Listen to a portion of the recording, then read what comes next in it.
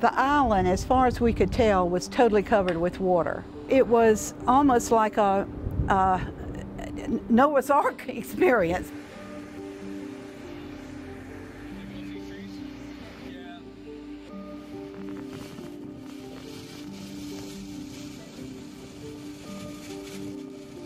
It was interesting just watching parts of boats float by and docks float by, because that was like a lake, the whole thing.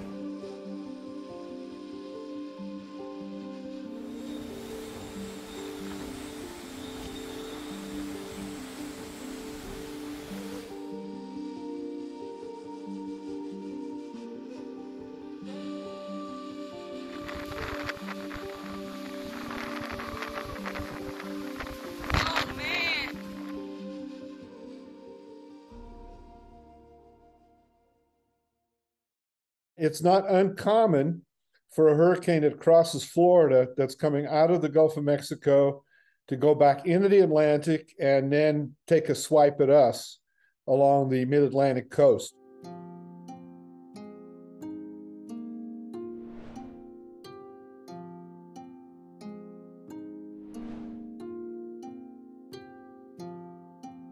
There were houses over on the mainland side and refrigerators, stoves. The island was cut through at one place. It was flat from here to the ocean. You could see the ocean from here.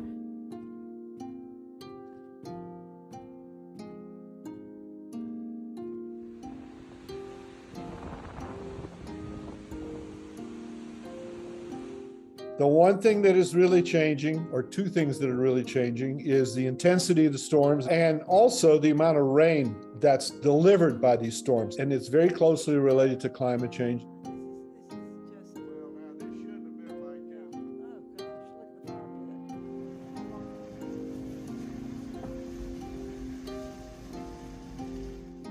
Living at the coast is becoming more and more of a gamble, so to speak.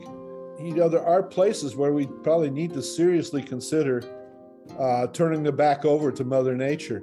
Everyone likes to have their little piece of paradise, and everyone keeps their fingers crossed that while they live there, it's not going to happen to them. But you know, there are fewer and fewer cases like that.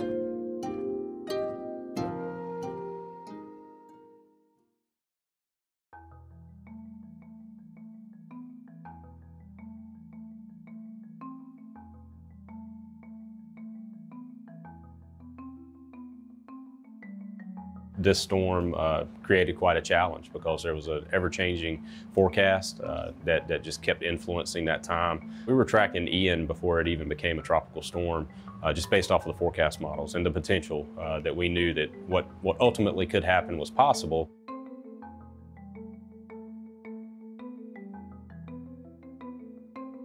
Storms are obviously becoming more frequent, they're becoming more damaging, so that's something we have to take into account. History repeats itself. We used Hurricane Hugo in 1989 as a benchmark. That's our benchmark storm in South Carolina, and it was very similar to the impacts that we see from the news, the devastation left behind after Ian impacted the west coast of Florida. We experienced those impacts in our community over 30 years ago, and it's not a matter of if, but when that happens again.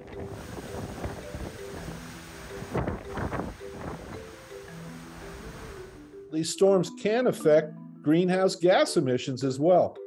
When we wipe out a marsh or a seagrass bed, we're actually wiping out organisms that can absorb carbon dioxide. Well, that CO2 is going to be involved in warming.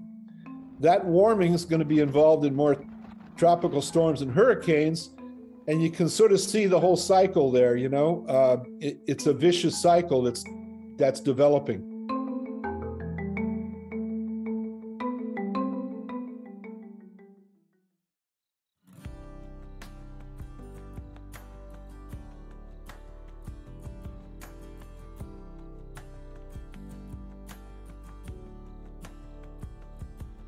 This is home.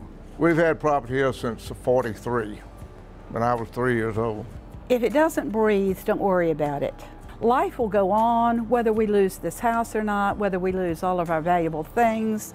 Hopefully we would have our safety and our health and our family. Those are the things that really matter in life.